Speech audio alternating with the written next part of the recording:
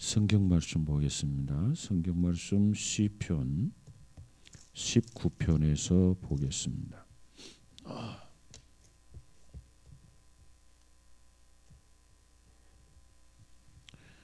시편 19편 7절에서 10절까지만 보겠습니다.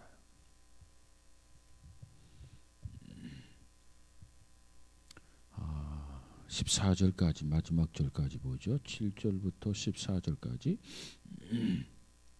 구약성경 816쪽 7절 봅니다. 시작.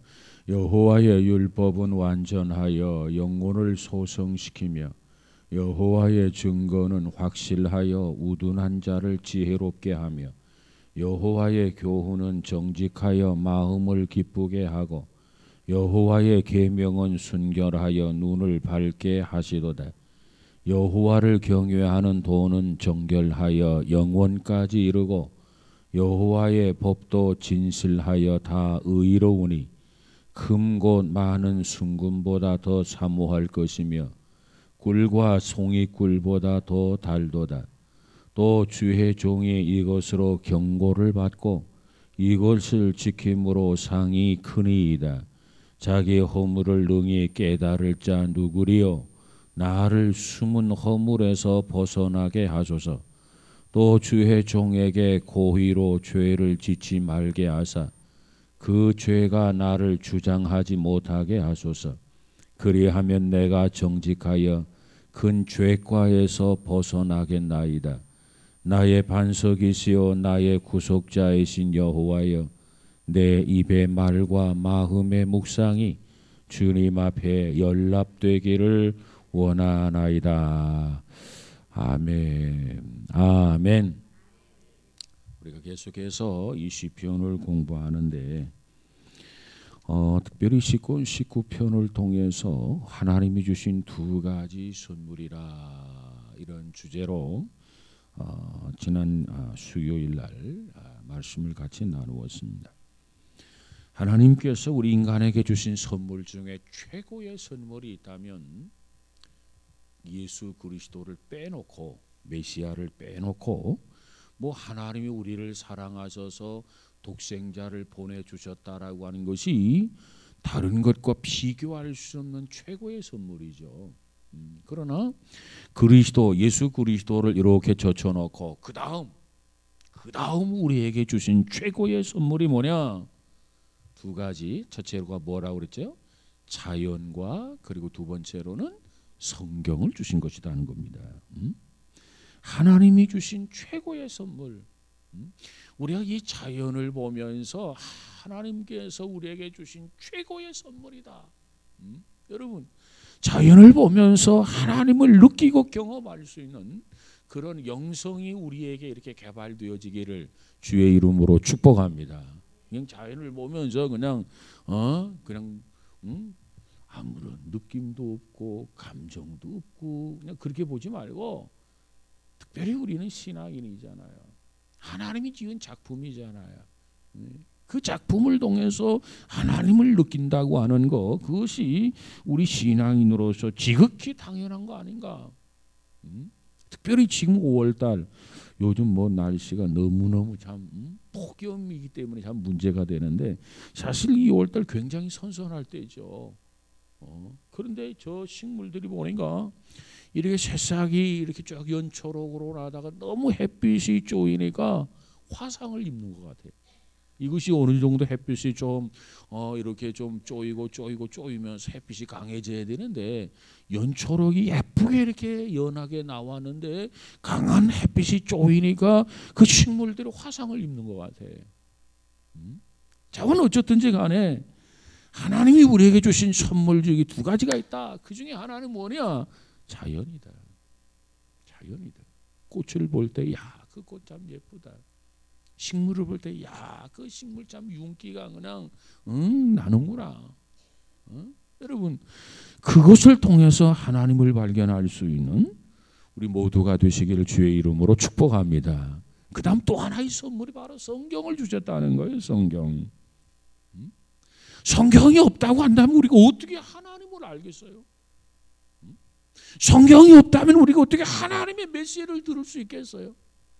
성경이 없다면 하나님이 뭘 원하시고 뭘 하나님이 싫어하는가 어떻게 알겠습니까?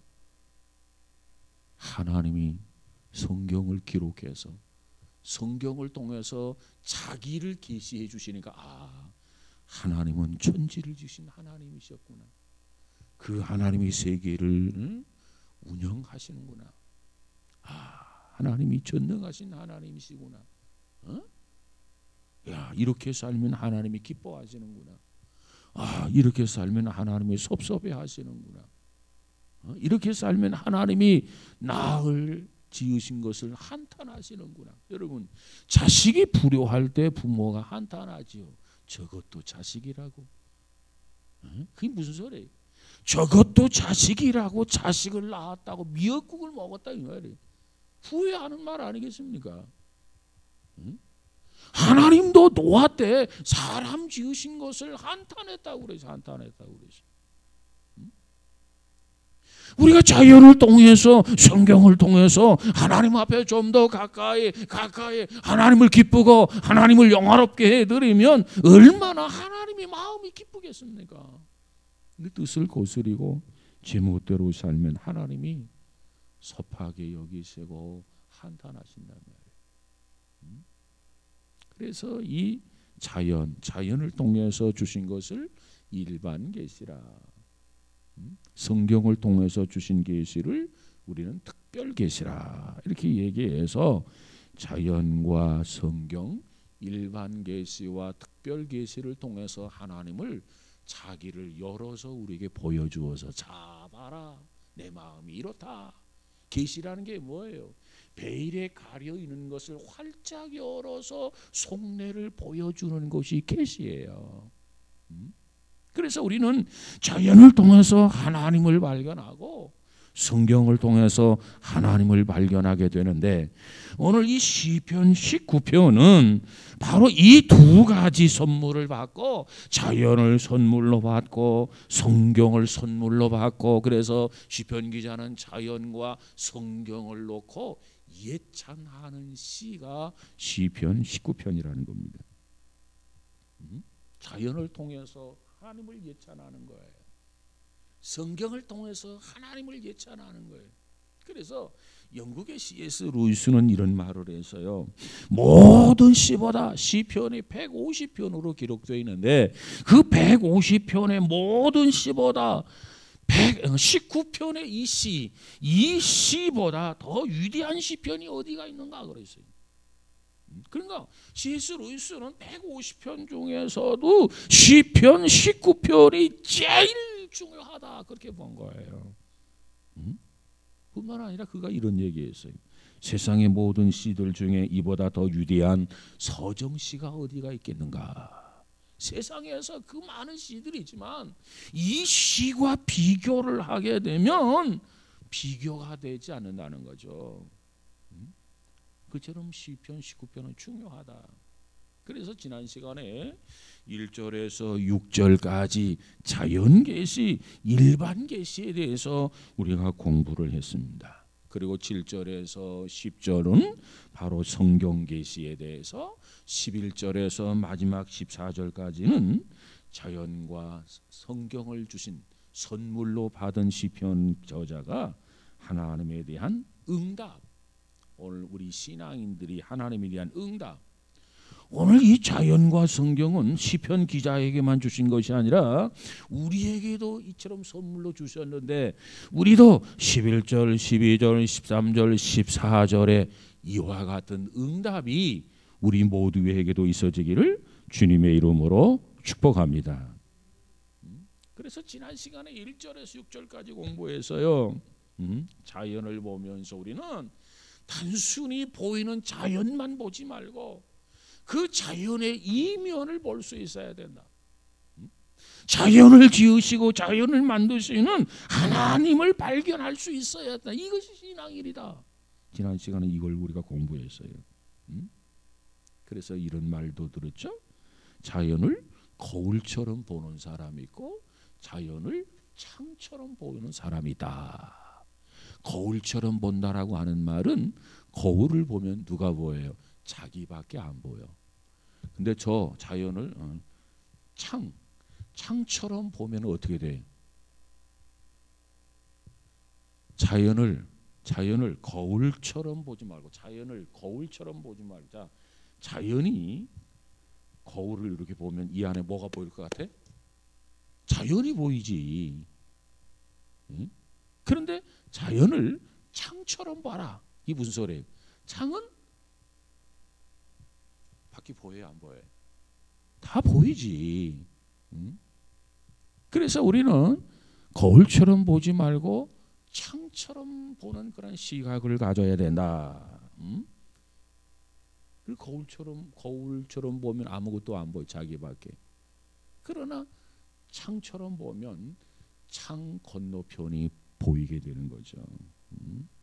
그래서 우리는 자연을 통해서 무엇보다도 하나님을 발견하고 하나님께 영광을 돌려야 된다. 그런데 이 자연은 어제 그 자연이 오늘의 자연도 되고 내일의 자연도 되고 모레의 자연도 된다. 어제 뜨던 태양이 오늘도 뜨고 내일도 뜬다. 어제 뜨던 달도 오늘도 뜨고 내일도 뜬다.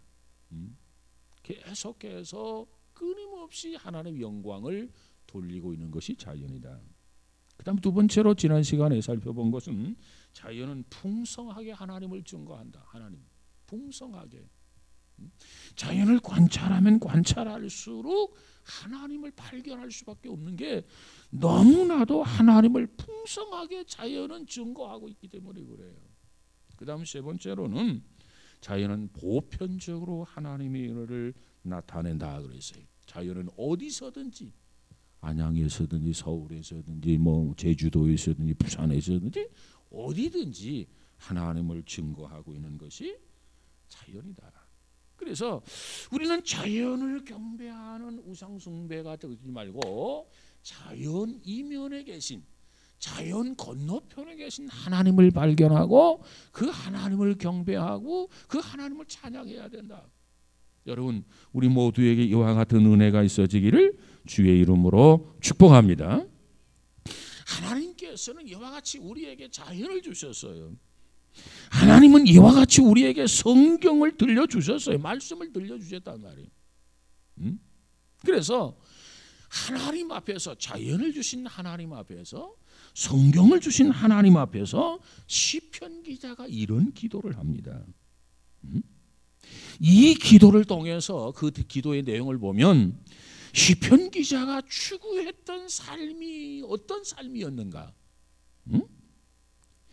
자연과 성경을 선물로 받고 오늘 우리들도 시편 기자가 추구했던 그 삶, 시편 기자만 자연과 성경을 선물로 받은 거 아니라 그 말이에요. 오늘 우리들도 자연과 성경을 선물로 받아서, 그러면 시편 기자가 이 선물을 받고 추구하고 있는 그 삶을 우리도 동일하게 선물을 받았기에 우리도 그와 같은 삶을 추구하는 믿음의 성도 우리 모두가 되시기를 주의 이름으로 축복합니다. 자, 그러면 자연을 선물로 받고 성경을 선물로 받았는데 어떤 삶을 살아야 하는가? 이와 같은 것을 선물로 받았는데 이 선물을 받은 자로서 우리는 어떻게 살아가야 하는가? 첫 번째로 거룩한 삶을 살아야 합니다. 거룩한 삶. 11절, 12절, 13절이 가리키고 있는 것이 거룩한 삶을 살라. 한번 읽어볼까요? 11절 시작. 또 주의 종이 이것으로 경고를 받고 이것을 지킴으로 상이 크니이다. 자기 허물을 능히 깨달을 자 누구리요? 나를 숨은 허물에서 벗어나게 하소서.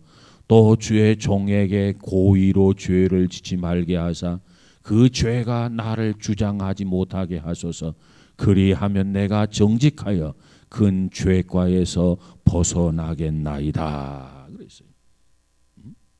자, 거룩한 삶을 추구해야 돼. 거룩한 삶. 그래서 시편 기자는 이렇게 기도하잖아요. 11절, 12절, 13절 이렇게 기도했어. 어떻게 해서 기도했다고요? 자연을 선물로 받고 성경을 선물로 받고 6절까지가 자연을 선물로 받은 것을 언급하고 있고 7절에서 10절까지가 성경을 선물로 받은 것을 언급하고 있고 이 자연을 선물로 받고 성경을 선물로 받은 자로서 거룩하게 살아가야 되겠는데 어떤 삶을 추구하는지 그 기도의 내용을 보니까 11, 12, 13절에 기도의 내용이 적혀 있단 말이에요. 우리도 이 내용을 보면서 우리도 이와 같이 추구하고 이처럼 거룩한 삶을 추구할 수 있는 우리 모두가 되시기를 주의 이름으로 축복합니다. 자, 하나님이 주신 첫 번째 선물이 뭐라고요? 자연의 선물. 자연을 주셨다는 겁니다. 여러분, 이제부터 여러분이 자연을 볼 때마다 여러분 좀 시선이 달라졌으면 좋겠어. 이 자연 누가 지었느냐? 우리 아버지가 지었다. 남의 것이다라고 하는 생각과 내 아버지가 지으신 것이라고 하는 생각, 태도가 달라져요. 마음이 달라진단 말이에요. 내 아버지가 다 지으신 것이다. 이제 우리 신앙인들은 그런 마음 가지고 하나님이 지으셔서 우리에게 선물로 주셨다. 이렇게 자연을 볼 때마다 이런 느낌으로 자연을 볼 수 있기를 바랍니다. 두 번째 선물이 뭐냐? 두 번째 선물이 뭐라고요? 성경입니다. 성경. 성경을 선물로 주셨어요. 그러면 이 성경을 우리가 어떻게 해야 하느냐? 자, 여기 본문에 보니까 뭐라고 말씀하고 있습니까? 자, 7절을 다시 한번 볼까요? 7절 시작. 여호와의 율법은 완전하여 영혼을 소성시키며 여호와의 증거는 확실하여 우둔한 자를 지혜롭게 하며 8절 여호와의 교훈은 정직하여 마음을 기쁘게 하고 여호와의 계명은 순결하여 눈을 밝게 하도다. 9절 여호와를 경외하는 도는 정결하여 영혼까지 이르고 여호와의 법도 진실하여 다 의로우니. 자, 그다음 의로우니. 그다음 10절 시작. 금 곧 많은 순금보다 더 사모할 것이며 꿀과 송이꿀보다 더 달도다.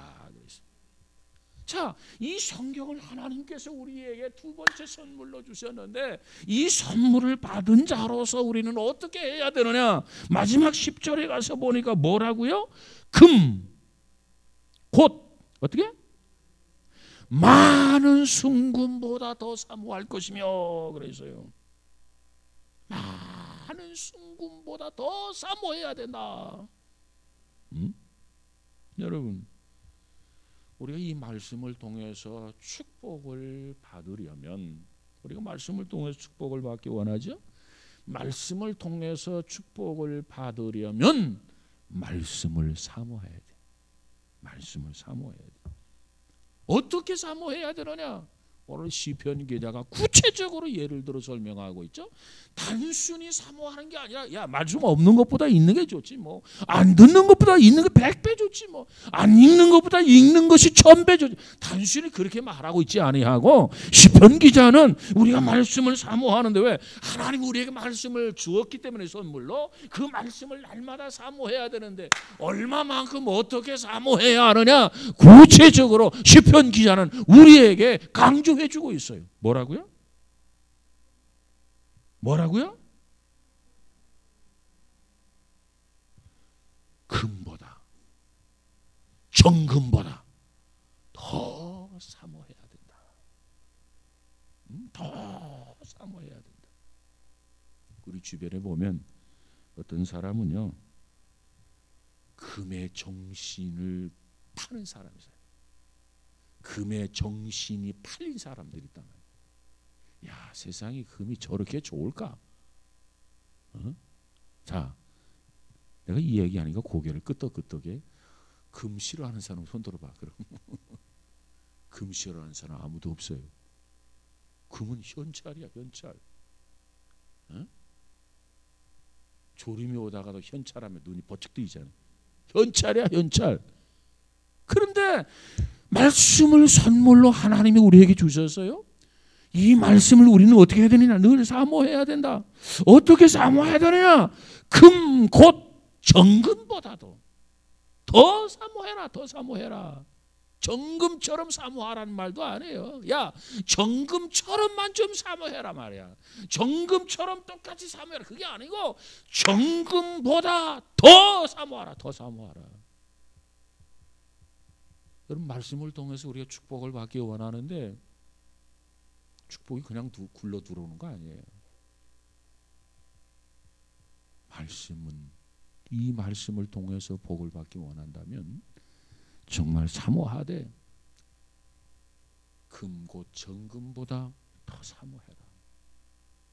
그럴 때 그 말씀을 통해서 우리에게 축복을 받게 될 줄로 믿습니다. 그럼 어른들은 그렇다 손치고 금이 뭔지 아는 사람에게는 야, 금 곧 정금보다 더 사모해. 그럼 어른들은 다 말귀를 알아들어. 그런데 아이들은 그게 못 알아들어. 금이 뭐가 그렇게 귀한지. 아마 그럴 거예요. 어린아이들이 이상하다. 내가 돌이 되니까 무슨 번쩍번쩍 빛나는 반지를 끼워주던데 그게 뭐지? 아이는 금의 가치를 모르니까. 어린아이들은 잘 몰라요. 자라면서 이야기 들으면 아, 금이 비싸다더라. 아, 금이 뭐 좋다더라. 그 정도 알겠죠. 그런 어린이들에게는 이 시편 기자가 뭐라고 설명하고 있습니까? 10절 마지막에 가서 보니까 뭐보다? 꿀과 송이꿀보다 더 달도다. 이게 무슨 소리입니까? 어린 아이들에게는, 지금 성인들에게는 뭐라고 말씀하고 있느냐면 금고 정금, 금고 순금보다 더 사모하라 이렇게 해놓고 순금에 대해 가치를 모르는 그런 어린이들에게는 얘들아 너희들은 말이야 꿀과 송이꿀보다도 더 단 것을 말씀을 통해서 느껴야 된다. 그걸 강조해 주고 있는 거예요. 이 시편 기자가 그럼 왜 이 표현을 썼을까? 옛날 유대 랍비들이 어려서부터 말씀으로 길러야 되겠단 말이에요. 그래서 어떻게 아이들을 길렀냐면은 이 어린 아이가 어려서부터 성경을 애착을 가지고 성경을 사랑하게 만들기 위해서 성경이 있는데 그 성경이 뭐로 기록되어 있냐면 파피루스로 기록되어 있죠.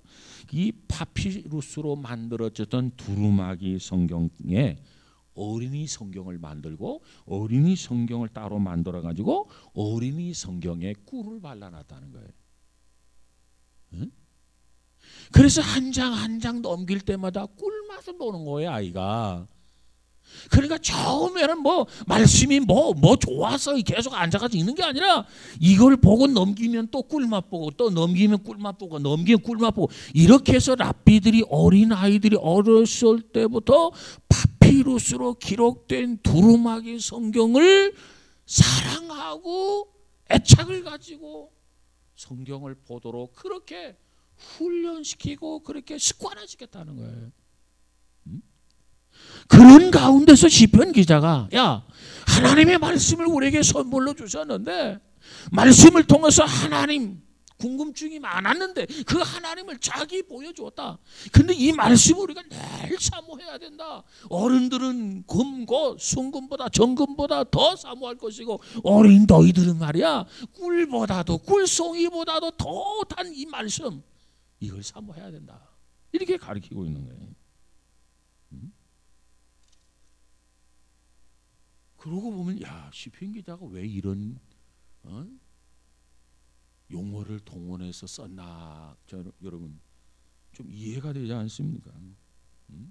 그래서 하나님의 말씀은 정말 더 사모해야 할 말씀이고 꿀과 송이꿀보다도 더 단 말씀, 이 말씀으로 느껴지고 이 말씀을 사모할 수 있는 우리 모두가 되시기를 주의 이름으로 축복합니다. 자, 그런데 시편 기자는 이 말씀을 이렇게 사모해라 그랬어요. 하나님 우리에게 주신 선물 말씀, 성경, 이 말씀을 사모해라 그래 놓고는 뭐라고 하냐면 14절, 11절을 다시 볼까요? 11절 시작.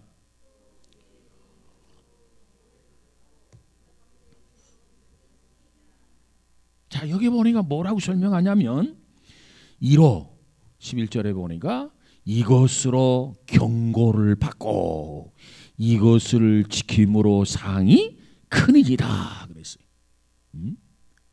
그렇습니다. 우리 말씀을 받았으면 말씀을 지켜야 돼요. 경고라는 게 뭐예요? 응? 경고라는 게 뭐예요? 이것으로 경고를 받고, 경고가 뭐예요? 너 이렇게 살면 안 돼. 너 이렇게 살아야 돼. 말씀을 보아야 경고가 되죠. 아, 내가 지금까지 걸어가는 이 길이 제대로 가는 길이구나. 내가 지금 가는 길이 이거 잘못된 길이구나. 여러분, 말씀을 보아야 이것이 옳은 길인지 이것이 그런 길인지 판단이 선다 그 말이에요. 이것으로 경고를 받고, 또 이것을 지킴으로 상이 어떻게? 크니이다. 이 말씀대로 지키란 말이에요. 순종하란 말. 그러면 상이 크다. 여러분, 이와 같이 자연과 성경을 통해서 하나님께서 자기 자신을 계시해 주는데, 오늘 시편 기자는 이 감격 속에서 그렇게 기도를 드립니다. 무슨 기도하냐? 자, 다시 한번 볼까요? 12절 13절 시편 기자의 기도입니다. 시작. 자기 허물을 능히 깨달을 자 누구리요? 나를 숨은 허물에서 벗어나게 하소서. 또 주의 종에게 고의로 죄를 짓지 말게 하사 그 죄가 나를 주장하지 못하게 하소서. 그리하면 내가 정직하여 큰 죄과에서 벗어나겠나이다. 그랬어요. 그러니까 죄와 허물을 극복하는 삶을 살게 해달라. 다시 말하면 적극적인 삶을 살게 해달라. 또 다시 말한다면 험한 세상에서 거룩한 삶을 살게 해달라. 하나님 앞에 기도하는 겁니다. 여러분, 아침마다 일어나서 우리가 정말 이와 같은 기도를 하고 하루를 시작한다면 얼마나 좋을까, 그런 생각을 해봐요. 내가 하나님의 기대대로 살지 못했구나. 내가 하나님의 뜻대로 살지를 못했구나. 내가 먼저 죄를 깨닫고 그 죄를 극복해 나가고, 그리고 거룩한 삶을 살아간다면 하나님이 보실 때 얼마나 뿌듯하겠습니까? 오늘 저와 여러분도 시편 기자가 기도하는 것처럼 정말 기도하면서 정말 내가 현재 짓던 죄를 깨닫고 그 죄를 극복하고 정말 시편 기자처럼 거룩한 삶을 추구하며 살아가는, 한 발자국 한 발자국 발을 옮길 수 있는 그러한 성도가 되시기를 주의 이름으로 축복합니다. 하나님, 저를 이 죄와 허물에서 벗어나게 하소서. 그런 기도가 우리에게 필요해요. 그 다음에 본문에 보니까 또 뭐라고 설명했냐면 13절 한번 볼까요? 시작. 또 주의 종에게 고의로 죄를 짓지 말게 하사 그 죄가 나를 주장하지 못하게 하소서. 그리하면 내가 정직하여 큰 죄가에서 벗어나겠나이다. 여기 보니까 이 시편 기자가 주의 종에게 무슨 죄? 고의로 죄를 범하지 않게 해달라. 고의로. 옛날 성경은 고범죄다 그랬어요. 고의로 범하는 죄를 고범죄라. 그런데 뭐라고 번역했냐면 고의로 범한 죄를 범지 않게 해달라 그랬어요. 또 이 고의로 범하는 죄를 뭐라고 또 해석을 하냐면 이것이야말로 교만한 것을 의미한다. 교만한 것. 예를 들면, 야, 하나님이 이거 하지 말라고 그랬어. 야, 하나님이 있기는 어디가 있어. 이러면서 죄를 범하는 것이 고범죄란 말이에요. 하나님을 인정하지 아니하고 하나님께 반항하면서 짓는 그런 죄를 고범죄라고 그래. 그래서 그 죄는 곧 무슨 죄냐? 그 죄는 다름 아닌 교만죄다. 그래서 여기에서 고범죄, 고의로 죄를 범하지 말게 해달라. 이 기도는 좀 더 해석을 하면, 하나님, 오늘도 교만하지 않게 해주세요. 겸손하게 해주세요. 주님의 인도와 주님의 통제 속에서 살아가게 하옵소서. 그러한 기도라는 거죠. 정말 우리가 이와 같이 하나님 앞에 기도하면서 정말 겸손하게 살아갈 수 있는 우리 모두가 되시기를 주의 이름으로 축복합니다. 우리가 하나님 말씀 앞에 서게 되면 여러분, 부끄러움 없는 사람 누가 있겠습니까?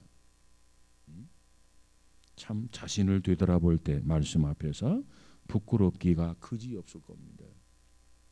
말씀 앞에 섰을 때 왜 부끄럽기가 그지없을까?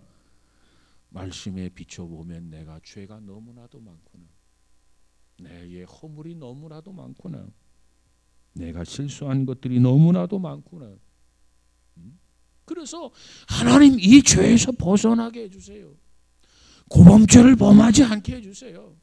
거룩하게 살게 해주세요. 이렇게 하나님 앞에 기도하지 않을 수 없다는 거예요. 말씀을 사모하지 않으니까, 말씀을 읽지 않으니까, 말씀을 통해서 깨닫지를 않으니까 한없이 높아지고 한없이 교만해지는 거예요. 여러분, 우리는 말씀을 통해서 하나님을 발견하고 말씀을 통해서 나 자신을 발견하고, 그래서 이 시편 기자가 기도한 것처럼 죄에서 벗어나고 거룩한 삶을 살게 해달라고 우리도 그렇게 추구하며 사는 귀한 성도들 우리 모두가 되시기를 주의 이름으로 축복합니다. 자, 하나님께서 우리에게 자연을 주셨어요. 자연을 볼 때마다 하나님 앞에 감사하고, 또 하나님께서 우리에게 성경을 주셨어요. 성경을 볼 때마다 늘 감사하며 사는 우리 모두가 되시기를 주의 이름으로 축복합니다. 이렇게 하나님이 계신 것을 확신하고 또 자연을 통해서 성경을 통해서 분명히 확신하고 믿음 가운데 있다면, 그다음 우리의 입술은 이와 같은 고백이 나오지 않을 수가 없어요. 무슨 고백? 오늘 본문 마지막 14절 한번 볼까요? 시작. 나의 반석이시여 나의 구속자이신 여호와여, 내 입의 말과 마음의 묵상이 주님 앞에 연락되기를 원하나이다. 그랬어요. 보세요. 자연을 통해서 하나님을 발견하고 감사하고 있고, 성경을 보면서도 하나님을 발견하고 감사하고 있고, 이렇게 믿음이 견고하고 온전해진다면 어떻게 이런 고백이 안 나올 수 있겠습니까? 그래서 시편 기자가 이렇게 고백한 것처럼 우리도 시편 기자처럼 감사하는 가운데, 자연을 통해서 감사하고 성경을 통해서 감사하는 가운데 정말 14절의 이 말씀처럼 우리도 고백할 수 있기를 주의 이름으로 축복합니다. 나의 입에 뭐가? 말과 내 마음에 뭐가? 묵상이 누구에게? 하나님께, 주님께 연락되기를 원합니다. 연락되는 삶을 사모하는 거예요. 그런데 내 자신이 아직도 죄가에서 벗어나지 못하고 그렇다고 한다면 내 입의 말, 내 마음의 묵상이 하나님 앞에 연락되지 않게 해주세요. 그래야 되겠죠. 에? 그런데 이제 우리의 믿음이 건강해져서 정말 우리가 거룩한 삶을 추구하고 있어. 그런 믿음이 있고 그런 확신이 있다면 이와 같이 마땅히 우리는 우리 입의 말과 마음의 묵상이 주님 앞에 연락되기 원합니다. 아버지 앞에 연락되기를 원합니다. 이렇게 고백할 수 있는 믿음의 성도가 되시기를 주의 이름으로 축복합니다. 특별히 24절에서 보면은 중요한 단어가 뭐냐면 연락이라는 단어, 연락.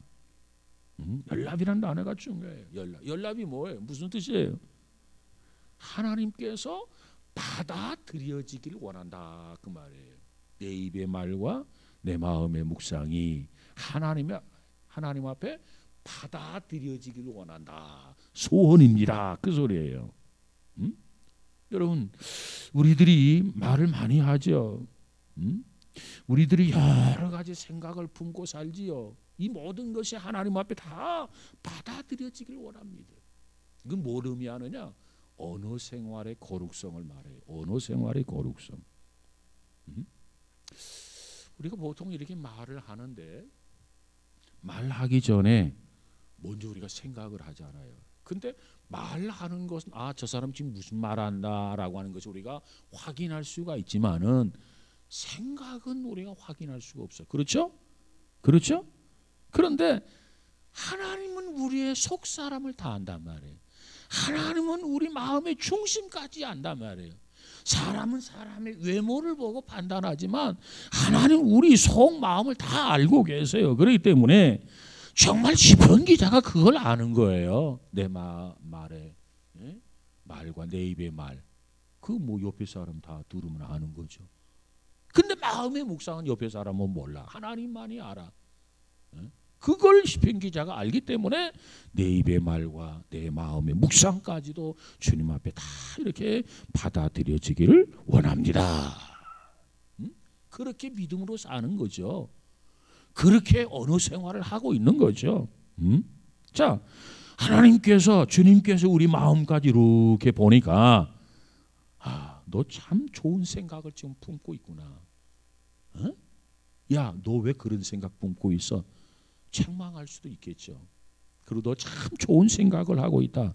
너 어쩌면 그렇게 아름다운 생각을 하고 있느냐?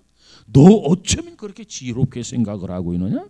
아마 예수님께서 우리 마음을 꿰뚫어 보면서 그렇게 인정할 수 있을 정도로 우리가 거룩해져야 된단 말이에요.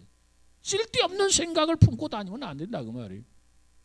남 미워하는 생각을 마음에 품고 있으면 안 된다 그 말이에요. 시기하고 질투하는 마음을 품고 있으면 안 된다 그 말이에요. 왜? 주님이 내 마음 중심을 보고 계는데, 야, 너 신앙인으로서, 너 집사 권사로서 네 마음에 왜 그렇게 지저분하냐? 이 정도가 되면 안 돼.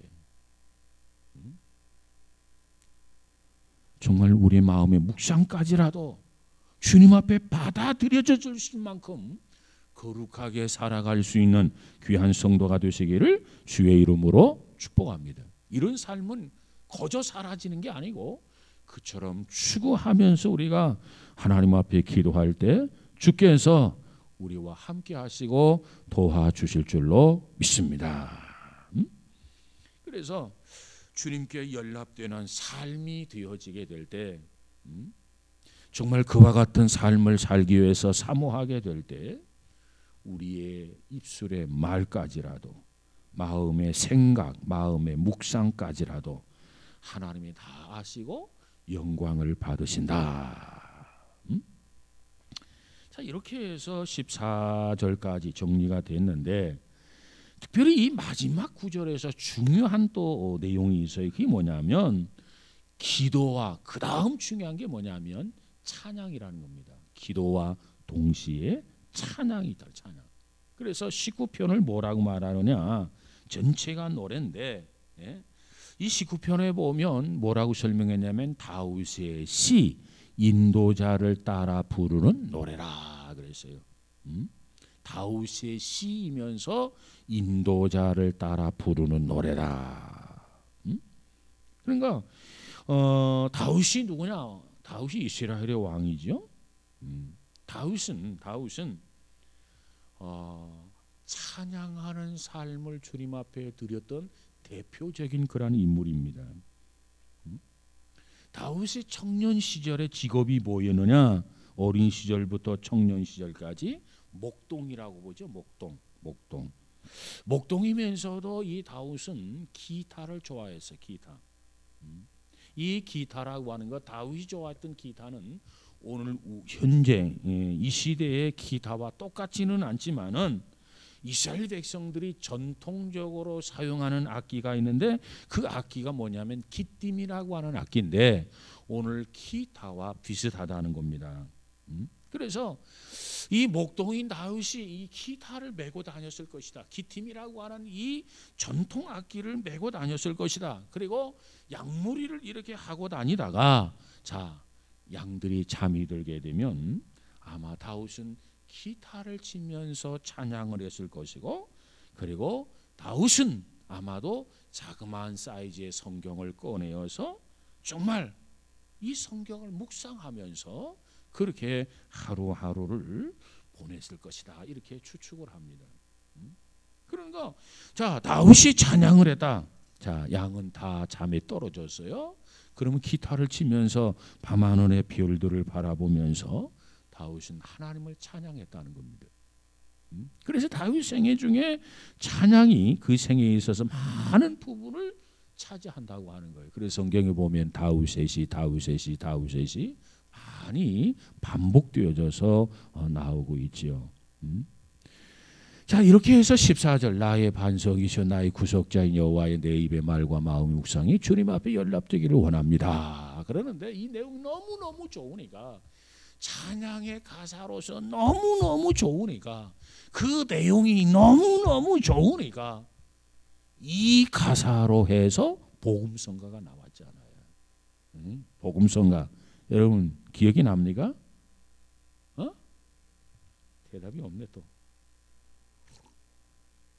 나의 입술의 모든 말과 나의 마음의 묵상이 주께 연락되기를 원하네. 기억 안 나요? 가물가물해? 나의 입술의 모든 말과 나의 마음의 묵상이 주께 연락되기를 원하네. 반석이 되신 주, 반석이 되신 주, 생명이 되신 주, 생명이 되신 주, 나의 입술의 모든 말과 나의 마음 묵상이 주께 연락되기를 원하네. 참 내용 좋아요. 정말 주님 앞에서 떳떳할 수 있도록 입술의 말과 마음의 묵상까지 주님 앞에 다 드려지고 주님이 다 받아주실 수 있는 그런 경건한 삶, 거룩한 삶이 우리 모두에게 있어지기를 주의 이름으로 축복합니다. 자연을 통해서, 성경을 통해서 하나님을 바로 알고 하나님을 찬양하면서 사는 생애, 그것이 가장 아름다운 신앙인의 생애가 아닌가 이렇게 보여져요. 그래서 우리도 다윗처럼 이와 같은 삶이 있어지기를 주의 이름으로 축복합니다.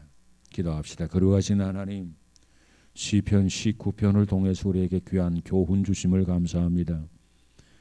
하나님, 시편의 기자가 가졌던 그 마음 우리도 갖게 해 주옵소서. 그가 감사함으로 찬양한 것처럼 우리도 감사하며 찬양하게 하옵소서. 순간순간 감격 속에서 우리도 살아갈 수 있도록 하나님이여 은혜들을 더하여 주옵소서. 자연을 통해서 무심히 보지 않게 하시고 하나님이 지으셨다. 그리고 나에게 선물로 주셨다. 그리고 자연을 사랑하고 아낄 수 있는 우리 모두가 되어지게 하옵소서. 특별히 성경을 통해서 하나님을 알게 하셨사온데 늘 하나님을 가까이 하게 하시고 하나님을 기쁘고 영화롭게 해드릴 수 있는 귀한 성도들의 삶이 되어지게 하옵소서. 자연을 통해서 성경을 통해서 늘 하나님 앞에 감사하며 늘 하나님을 찬양하며 하나님께만 영광이 되어지게 하옵소서. 예수님 이름으로 기도하옵나이다. 아멘.